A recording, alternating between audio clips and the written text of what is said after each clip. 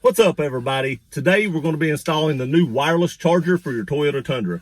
You can pick this up at Sparks Parts. I will link them in the description below, and don't forget to use discount code GearRunner to save 5% off your entire order. This should be a very easy install, and in my opinion, this should have come on Tundras a long time ago. Tacomas have these in them already. The Tundra had the perfect spot to put this. People put their phone in the center of this console all the time, and that's where they always stored it, and you can see that will fit perfectly in there. Now this should be a pretty easy install. It's just plug and play, and you need very few tools to do this. So without further ado, let's get this thing installed. Okay, before we get started, there are a few tools you'll need to complete this job. You'll need some kind of a screwdriver, whether it be electric or regular, and it will need a Phillips bit.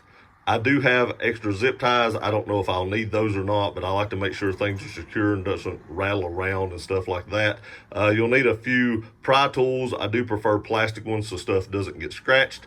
You'll need some cutters to cut your zip ties with, a 10mm socket to remove your negative battery cable, and some kind of a padding. I'm just going to use a towel to set your console cover on so that you don't scratch it or mess it up when you're removing the back of it to install the charger itself. Okay, just like anytime you're working with anything electrical, you're going to want to remove your negative battery cable. With a 10mm socket, just loosen this nut right here. Wiggle your cable loose and tuck it kind of down underneath the battery here so it doesn't accidentally pop back up, making connection with the terminal, and then restoring power back to the truck. Okay, the next step is remove this rear cover. Now this does have the 12-volt outlet right here that we're going to be tapping into to power the wireless charger. Now the way I'm actually going to do this, I looked at it before I got started. I'm going to raise this lid and kind of pull back on the side here. Use this big pry tool to push in here and then just pop it loose like so. Do the other side the exact same way. And then it should just pull out from there like this right here. And then if you look down, you can see the wire right here that we actually need to unplug. So I'm going to go ahead and unplug this wire from the outlet. Like that. And then it says to undo these two clips right here. So I'm just going to take a pry tool, get up underneath here, and pry those clips out just like that right there. And there you have it. Now this piece is done. We'll set it to the side so that we don't scratch it or anything like that. Okay, the next thing we're going to want to do is remove these 8 Phillips head screws that hold this cover on. Now per the instructions, the first thing you're going to want to do though is stuff a rag or a towel down in these vent holes to prevent any of the screws falling down in there and losing them, because that would be pretty hard to get these back out if they fell down those vents. So the next thing I'm going to do is actually raise the cover, because it'll take some of the tension off the spring and make it a little easier to get off. So we're just going to remove these 8 screws. And then you're going to want to support the top when you take out the 8th one. That's why I left the center one to last, so it would kind of hold it steady. And now we have the top off. We're going to take this inside now and finish installing the wireless charger into the top. Okay, so the next thing we're going to want to do is remove the 2 screws that hold on the latch right here in the front. 1 and 2. Set those aside with the latch so we don't lose them. And then there is 18 screws in the bottom of this that we have to remove now to remove the whole bottom of the tray. And 18. Now, like I said, be very careful with those. Those are very, very small. You don't want to lose those right there. It may have a hard time trying to replace those at your local hardware store. Now we just need to remove this, and it does just pop right off. Set that to the side.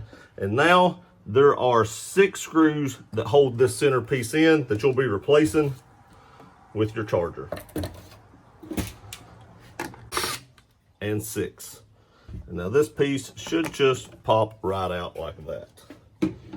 You will also need to remove this screw right here in the back, because you'll have to put a little cover on that, so you'll need to remove this screw as well.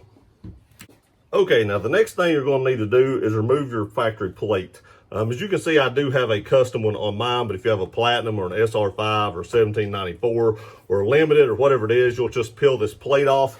Now, I do want to say I went ahead and peeled mine off because it was pretty tight, and it did mess up some of the adhesive on the back, which isn't a big deal. You can just replace that adhesive with like Gorilla double-side tape or something like that. Now, my factory one, when I took it off, it didn't mess up like this. So if you have a factory one, you can probably just go ahead and replace it, no problem.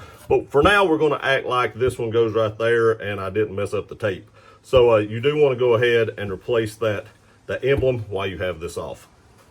Okay, it's time to actually install the wireless charger. So there are a few tabs here that actually line this up. So use those tabs. Get this lined up, get it fully seated, and then we'll put these 6 screws back in. Just like that. Okay, now it's time to route our wire. Your wire is going to route down this channel here and kind of come around like this. The first zip tie that you need to install goes right behind this screw hole right here, and they do say put this on loosely.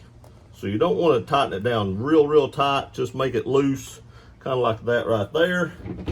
And then we'll clip the end off right up against it. Okay, the next thing you need to do is peel the double-side tape off the back of this clip that is included with the kit. This wire will actually run kind of down through here. This clip will set over the edge of this. Make sure the wire is actually in behind this. I don't know if you guys can see that, but there's actually a channel in this that clips over and around the channel in this frame. Make sure the wire is up in there.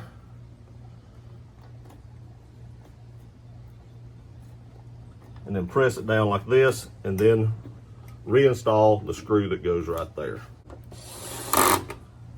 Just like that. Okay, there's another zip tie that will go right in front of this bolt right here, and just zip tie it down like so. And then we'll also clip the end of that off as well. This just helps the wire not pull loose from right here and kind of keeps it tucked in. Okay, so there is another zip tie that you need to add right here. So as you can see, this is the stop for the top when it comes up. You want to make sure this wire is coming out above that. Now you want to take your zip tie and kind of go in behind it. Come through the back side.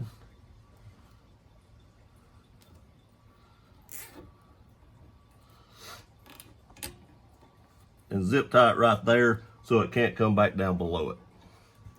And then cut that off as well. Just like that. Okay, and now we're ready to reinstall the bottom of the cover. So the same way you took it off, it'll go back on the exact same way. Just slide everything together. It should just pop right back on, like so.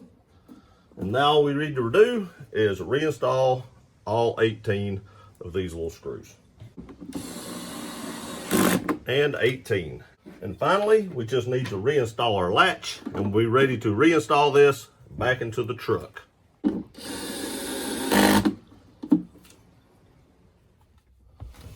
Okay, the next thing you want to do is find your T-harness here and plug the white end up here at the top where you unplugged the factory harness.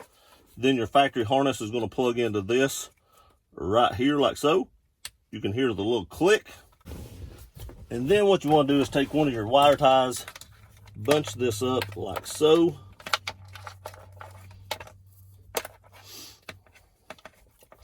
And then zip tie it all together.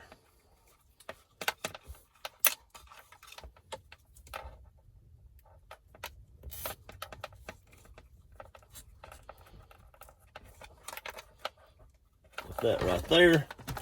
And then just cut off your excess zip tie. Okay, now we need to reinstall the cover. So we have all our screws right here. Pick the cover up.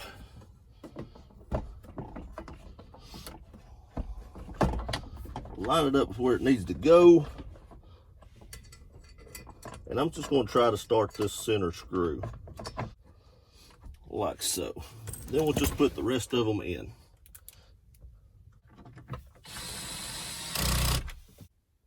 Okay, now it's time to button everything up. Don't forget to take your rags back out of your vents, because that would suck if you left them in there and have to take it all back apart again. And now I'm going to plug these back up right here. Make sure I can get that plugged in here. Plug that one back in. Now this wire right here needs to be zip tied to this center portion right here. So you just slide your zip tie in behind it like so. Pull this up here. Now I'm not going to tighten it all the way down just yet. I'm actually going to go ahead and connect these two right here. Like so.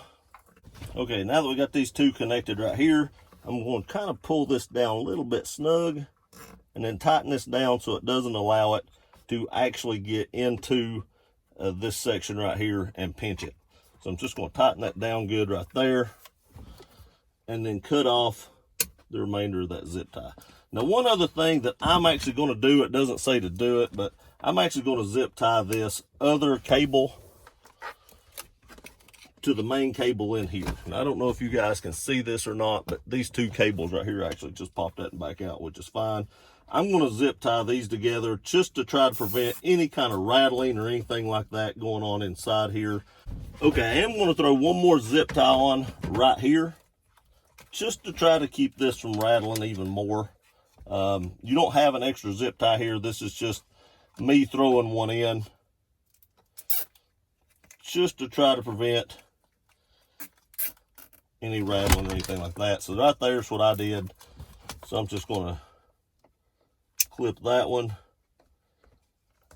and that one, reinstall that plug right there, and then all that's left is to put this cover back on.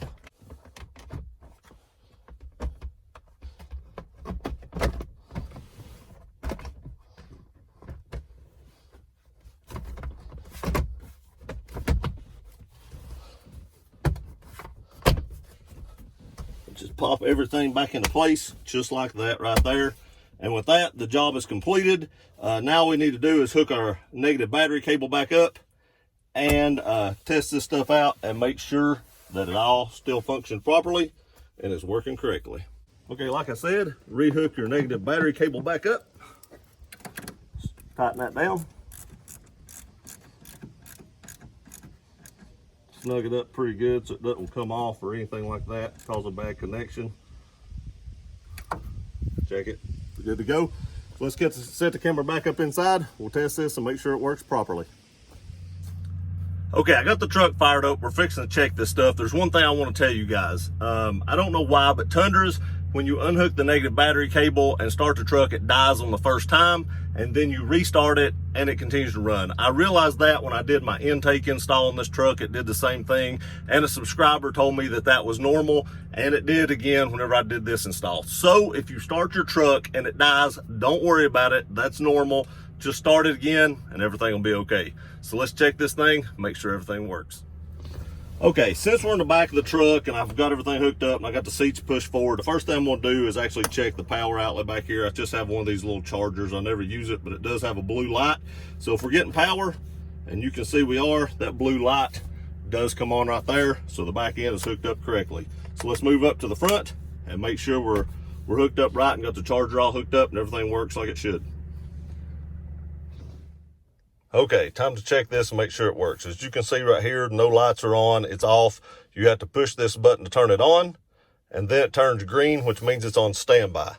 And then if you take your phone and set it down here, it comes on, and look at that. Use code GearRunner to save 5% at Sparks Parts. So if you want one of these, real easy install, you can use code GearRunner to save 5% at Sparks Parts. And if you take your phone back off, that should turn back green, means it's on standby. Set your phone back on, you can see the charger comes back on, which means it's working perfectly. When your phone gets fully charged, you can actually push this button and turn it off, because there's no need to leave it charging if it's fully charged. And I do want to say one thing I was worried about was I was afraid it'd rattle. These right here are rubbery. So when you set your phone down in there, it kind of keeps it from rattling around as much and stuff like that, and should minimize any kind of rattle that you would get from your phone just sitting down in there. So as you can see, we do have this thing installed correctly, and we're good to go.